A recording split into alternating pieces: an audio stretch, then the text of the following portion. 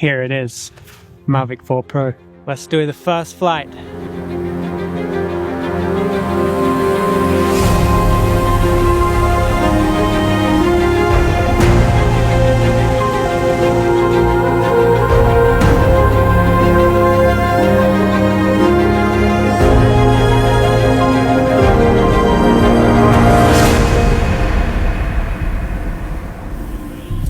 Look how strange this drone looks. It just has such a human-like face to it, but in the strangest way. But this of course means that we can now shoot vertical and spin the camera 360 degrees. So that opens up quite a lot of options. Flippity doodah.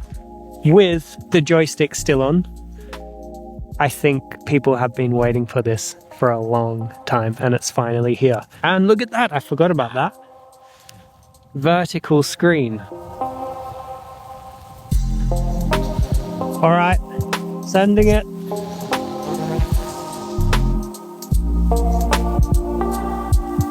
I'm in the air now, locking in my first shots here in Landmannalaugar. There's quite a lot of wind up there. One of my first observations is that this drone is incredibly smooth. Get a little reveal here coming up over the mountain. Cool.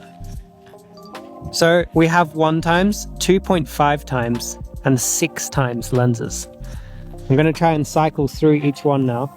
So I've just turned into the 2.5x lens for the very first time. Looks absolutely incredible, and that's probably the thing that I'm most excited for about the Mavic 4 is the increased quality of the tele lenses. Now I've just gone into 6x. We have full D-log. Full D-log on the 6x lens. Are you kidding me? I've literally clicked record like 4 times and I probably have a sequence out of it already. Alright, so I'm about to take my first photo on this drone. Here we go. It's going to be a stitch with the 2.5x lens. I'm really liking the light falling off the left side of frame. I look forward to seeing the detail on that.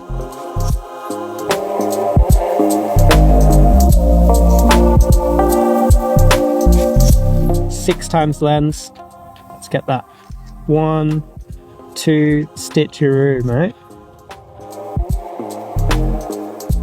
I just turned the drone 90 degrees and I can see a beautiful peak way off in the distance with the 6x. Just so curious the quality when I get home, because that's been one of the biggest challenges with the Mavic 3 Pro is when you go to that 7x lens, the quality just really isn't there to the extent that you would want. So maybe that's a thing of the past. Next up, just locking in some wides. I found this very beautiful cloud. And the ground is quite shadowed, so I look forward to seeing how much I can bring back the shadow details by boosting the shadows in DaVinci. What I love about the zoom lenses on the drones is if you just scan the landscape, you can find things that you would have never otherwise even considered for a photo. I need to get some more video. I keep doing photos. It's always hard to know what to do. I'm gonna get both. Lovely. I think that could be a cool photo too. F2, by the way, that's something new. Extra low light performance. I will take that. All right, final shot here. I am just rolling on the sun with the 1x lens and I can really see that star-shaped flare. And I believe this is quite unique to this drone. It's very beautiful. This is a crazy flight for the very first flight on this drone. Feeling quite stoked, honestly.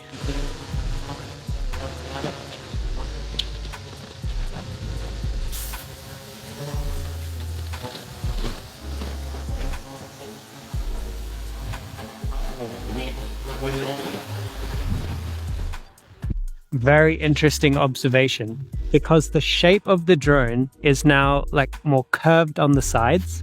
It was quite hard to actually get a grip while it was still flying. So I might have to reimagine or re-engineer the way that I catch the drone. And I also forgot on this flight to shoot in vertical mode. I'm so used to stitching everything. I mean, you saw that, I did a bunch of stitches.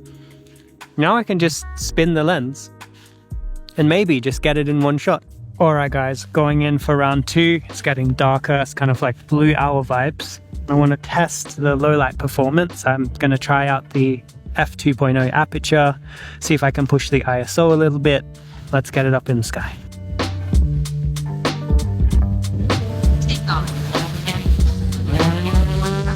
So pushing into 800 ISO on the 1x lens now. Yes, wow. Crazy to be getting this amount of light in.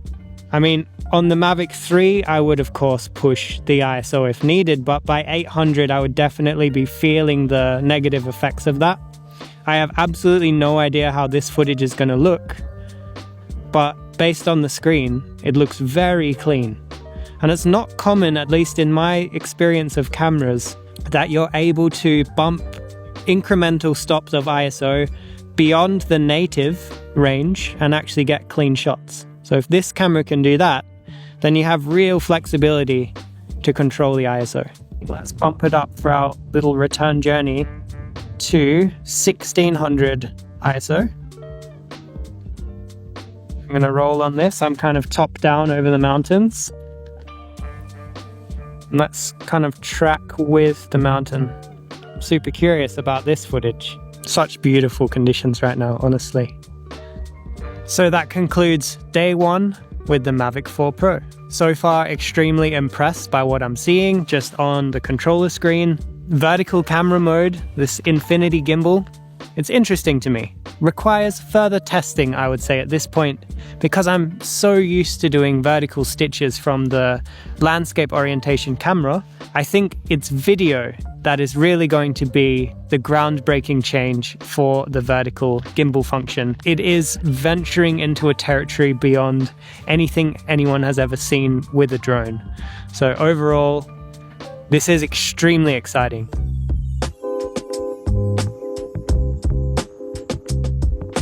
Alright guys, I am down from the glacier. It is a new day of testing of the Mavic 4 Pro, and I felt like on my last shoot I didn't really make full use of the vertical axis shooting mode and also the infinity gimbal with the roll opportunities.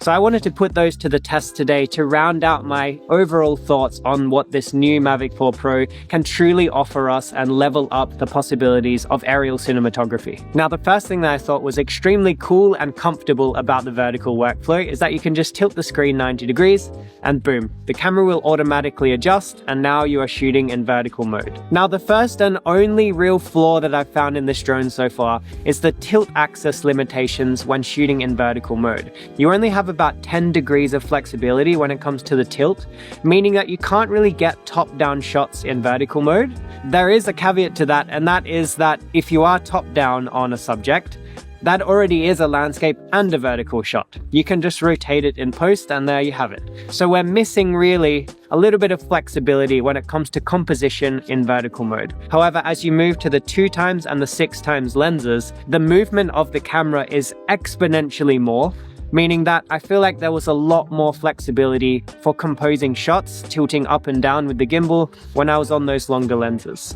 I also put the roll axis to the test by trying out some wide establishing shots where I roll into a scene. So I'm starting off axis and then ending at a straight horizon. And I think this could actually be quite cool. So since coming down from the highlands and the snowy scenes that I captured, I've managed to put those into DaVinci and work through the grade and truly get an understanding of the dynamic range and possibilities when it comes to the Mavic 4 footage. And all I can say is that I'm extremely impressed. There is significantly better noise performance as you move through the ISO ranges up to even 1600 on the wide and the 2x lens, and open up a total new realm of possibilities of how you can use the Mavic in the field. So overall, I'm just extremely impressed by this drone, and I look forward to bringing it on future shoots. I'm about to go to the high Arctic in Svalbard. I'll have the drone with me and try and create some different examples of what this drone can do. So thank you all for watching this video. Please subscribe to my channel if you want to see more from Iceland and the Arctic, and I'll see you in the next video. Cheers.